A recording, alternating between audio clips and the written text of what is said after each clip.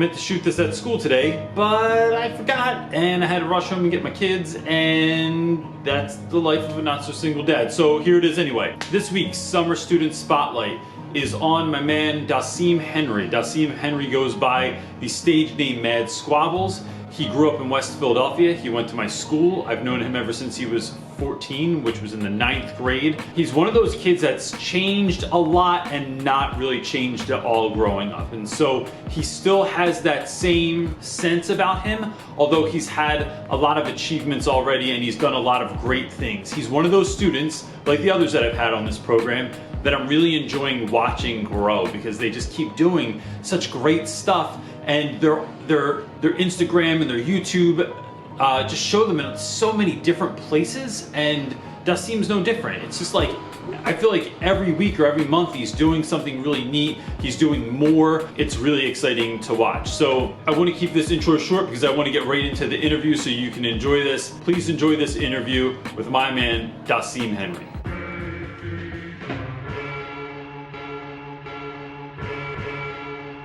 Stuck in my ways, I trust if it pays, and pray the paper can save us from the struggles and pain.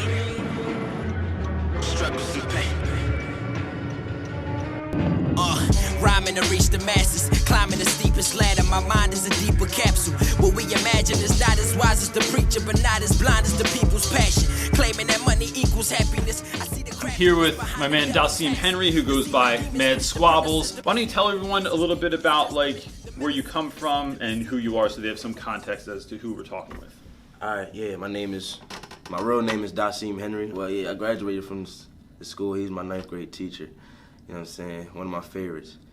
I'm an artist, hip hop artist. My name is Mad Squabbles. That's my artist name. I do hip hop. You know, I don't rap. You know, well, I do rap, but I'm not a rapper. I'm a hip hop artist. You know what I'm saying? I sing a little bit. I make beats. You know, I do shows. I've been rapping since I was 15. I'm 20 years old now, and you know, I'm trying to be where, if not higher than where Kendrick is at right now. So that's what I'm working towards. Thank you for having me.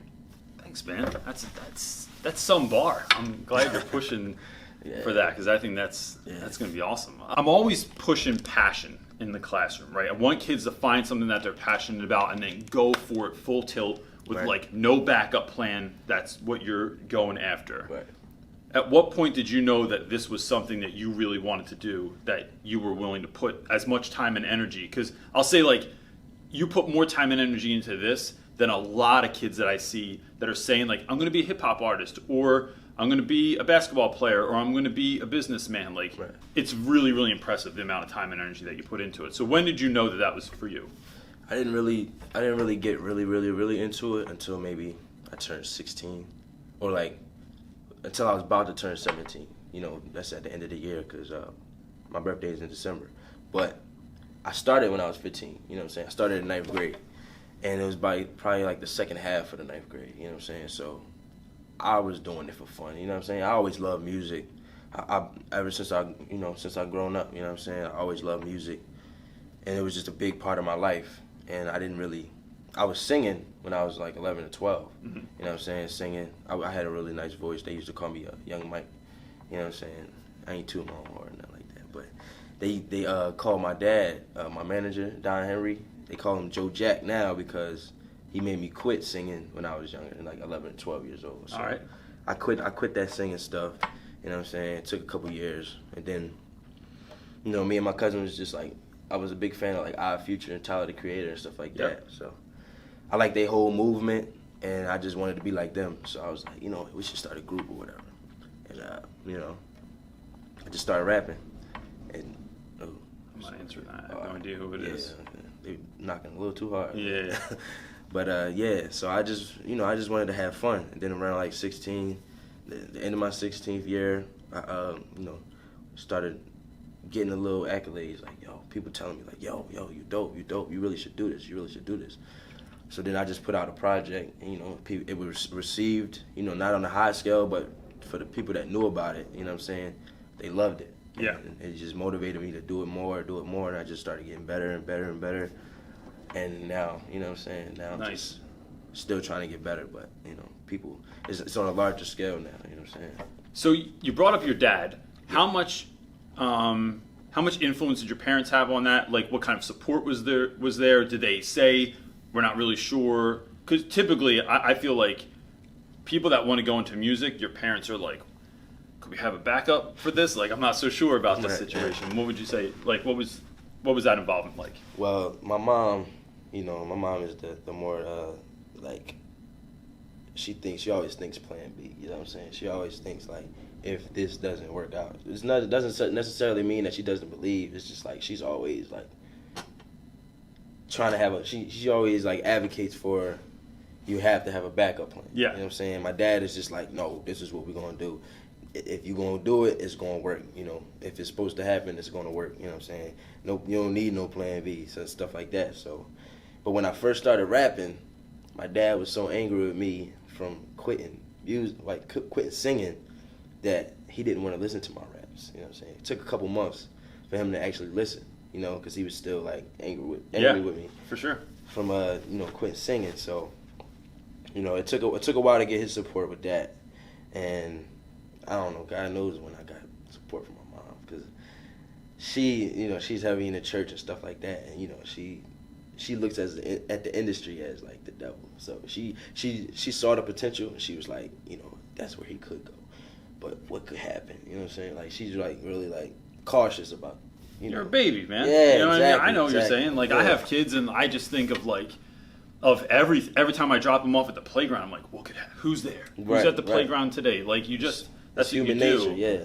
So it's better to have. I'll say it's better to have that than to not have it. To have your mom be like, whatever, I don't even care what you're doing. Right. Yeah. So that's a blessing that might just look like a curse. Yeah. No, it's truly a blessing, because now she supports me with everything. You know what I'm saying? Yeah. She may not agree with everything that I'm doing. Well, she may not agree with everything, but she always supports with anything. You know what I'm saying? Like, so. My channel primarily focuses on, like, teaching. I'd like if you could just take a second and talk about, like, what advice would you give new teachers, right? So you went through the education system, right? Like, I mean, charter school, but, like, pretty much public education system. Right. What worked for you? What didn't work for you? What did you wish, like, maybe someone didn't do? Or what do you wish, like, someone had kind of, like, fostered more in you as you were coming up? Well, what I looked for in a teacher was, like, the comfortability. You know what I'm saying? Like, if they came in here and they, like, you know what I'm saying, they're confident. You know what I'm saying? You could see it in their eyes. It's a little intimidating at first, but once you get to know them, you know what I'm saying, they real funny.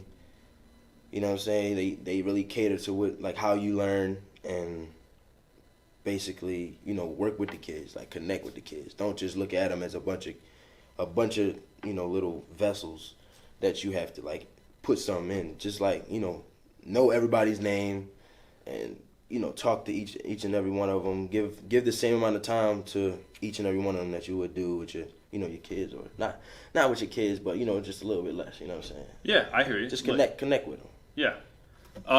What was the best way you ever saw a teacher try to connect with a student? Maybe they failed, right? But they gave it their all. Or maybe it was someone that was just really successful, but what was, like, one of the better ways that you saw someone try to connect with a student? Well, first off, you in 9th grade when we had it was a literature class, right? Yep. Yeah. So, you know, you did that thing where, like, you didn't even start teaching, like, the material right away. You just, like, you made us, like, write a note to ourselves. Yeah, the letter to yourself I gave you to at graduation. Yeah. And, you know, that alone was just, like, different. Like, damn, what are we gonna do next? You know what I'm saying? And, you know, the class ended up being, you know, great. You know, I did well. I got, like, a B or something. And, you know, I had fun in the class. You know what I'm saying? So, you know, basically what you did. Who else? Yeah, Miss Flounders. What was it about her that stood out? She just, like, just kind, loving, caring. You know what I'm saying? Understanding. Like, if you couldn't get work done at a certain point, and you told her a good reason why, she'll understand. Yeah. You know what I'm saying? She's not that hard ass, like, nah, you gotta get it done. Then she'll give you that leeway, but then, you know, like, don't take advantage of that. You know what I'm saying? And it feels good to have a teacher like that, because, you know, people slip up. Like, ain't nobody perfect. Yep. So, you know. Flounders is one of those individuals that, like, you would feel bad taking advantage of Yeah, it. Like you feel like, yeah, thanks for the help, but Right. like I'd never let you down because it would make it would be like letting down your grandmom or something like that. You feel bad. Yeah. Who inspires you in anything that you do, whether it's like to become the kind of man that you want or to be the artist that you want or anything broader than that? Who inspires you the most? My dad, 100%. My peers, like the ones that are doing stuff, like Nas, Venable, Jordan Smith, they doing their thing, man. Nas just graduated from CCP. All right. And Jordan is out, he out in Greece, traveling. Yeah. Nice. Greece. Good for him, dude. Somewhere else. But he, they traveling, they doing things, man. I'm just trying to, I look at them and I'm like, yeah, I gotta get where they at, you know what I'm saying? Or at least get that same type of work ethic, you know what I'm saying? Kendrick Lamar, J. Cole, artists like that. Myself, my old self, you know what I'm saying? Not, like, I look at my old videos and stuff, like, I don't want to go back to that, you know what I'm saying? Yeah. I always got to get better. What is it about those videos that you think, like, isn't where you would want to go back?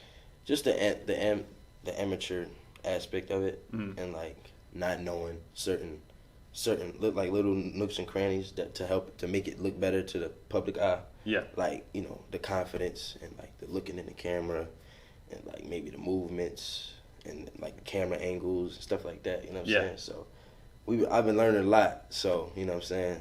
Just the progression motivates me and inspires me to like keep progressing. You know what I'm saying? So thinking of that, what advice so you come to an all-boys school with your uniform on. It's first day. Right. If you could walk into that classroom now and give that kid advice, what would you give the young 14-year-old Daseim Henry? What would you say to him? Follow your heart. That's number one. Follow your heart and don't care about what none of these dudes in here think of you. Because that was my biggest thing. I walked into that classroom looking at everybody nervous, like, what they going, like, I don't want to talk to him because like, they might clown me or something like that. Don't worry about that. Like, I hate the fact that I was like that because now I'm just like, it's whatever. Like, you know what I'm saying? Like, how you grow up and you learn things, man. It's just like, and you just wish, like I feel like I would be further than what I am now if I knew or I felt like what I felt. If I felt like then what I feel like now. You know what I'm saying? I would be way farther than what I am because, like, I let so much stuff hold me back. You know what I'm saying? Like, I never used to go out.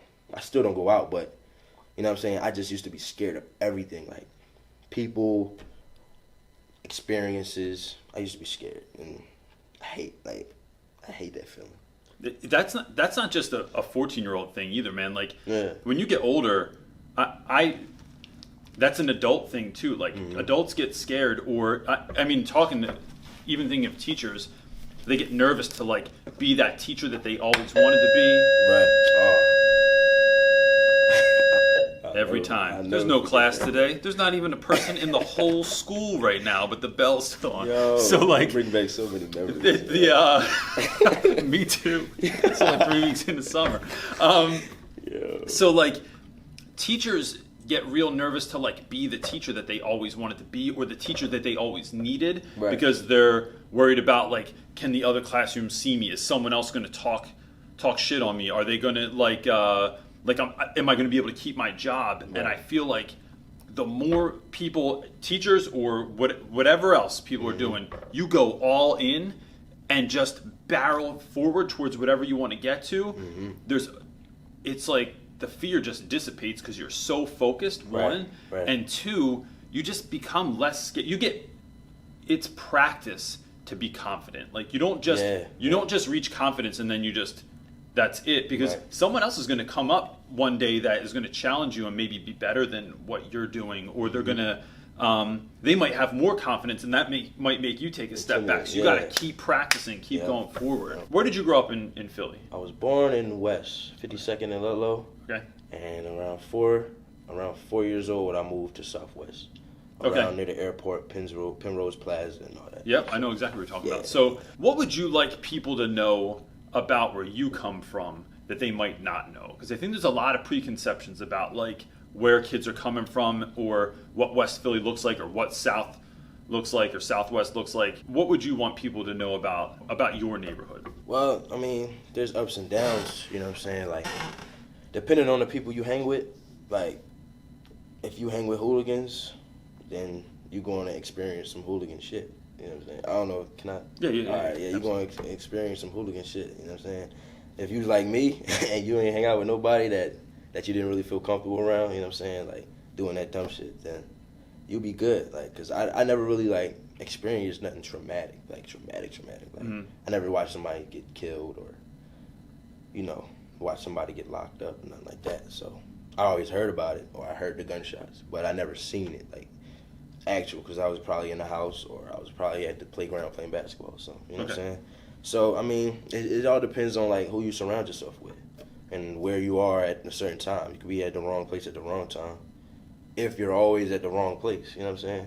And me, like, I never really was at the wrong place at the wrong time, because, like, I never really hung out around, you know, dumb shit, you know what I'm saying? Yeah. So I grew up well. I grew up all right, you know what I'm saying? I feel like, you know what I'm saying? But my neighborhood is, you know, every neighborhood has their, you know, their flaws.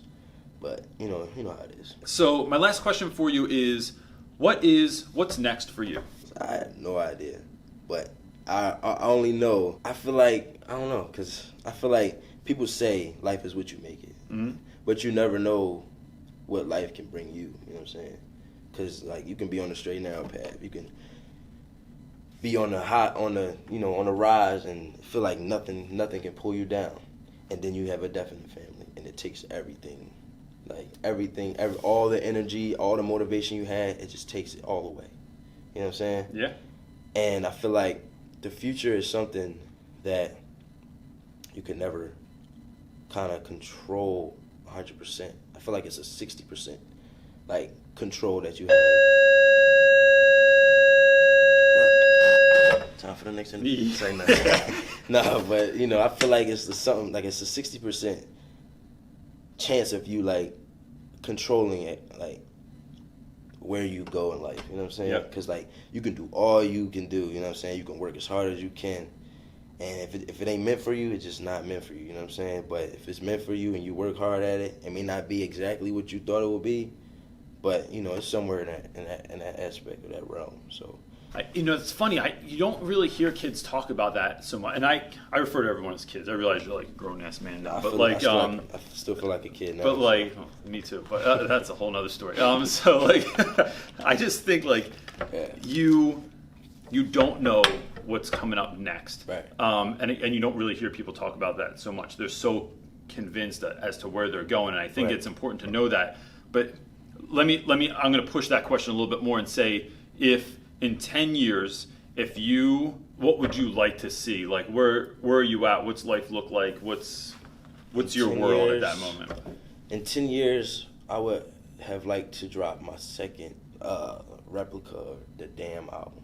Okay. You know what I'm saying? My version. You know what I'm saying? Like, you know how the hype was around Kendrick's Daim album. I would like to have dropped my second one of them. You know what I'm saying? All right. And have gone platinum already, like Jay-Z, in 2 days with the 444. You know? So that's where I plan to be. You know what I'm saying? I want to have dropped my second one of them. You know what I'm saying? That's a good goal, man. Yeah. I hope you get there. Thank you. Let me say this before we're done, because I've been doing this at the end of these videos, and I really like doing it because part of the reason I'm doing this is to give students a spotlight. This is marking a moment in time. 10 years from now, you could look back, find on YouTube or whatever people are watching it on then, and this is like an interview with you that's like completely unfiltered. I'm not like I don't need anything from you. This is all about you. And so I love that idea. It's just like the letter that you wrote freshman year that I gave to you senior year, right? Yeah, that was so like, so I'm real interested because if you drop that album, that also makes me real famous for about 10 seconds. Or they'll be like, his teacher from high school, and then I'll be on like Good Morning America for a second or something. Right? No doubt. But like, the other thing I like is that it gives teachers hope for who kids can become, right? It's because as a teacher, you get real nervous sometimes. Like, you see people's potential, or you see what kids can become, and then you see maybe the world that they're living in, or you see their shadow side like creeping up on them, and you're just not sure, man. Right. And for you, like even in high school, there was a moment, and I know you're gonna remember this when I bring it up. We were doing a cipher in class, in my hip hop class, and you walked in the room right here and just dropped it on everyone, just killed it. And I remember you walked out, and some dude was like, "Yo, Reynolds, who the hell was that?" And I remember that day. It was the best, right?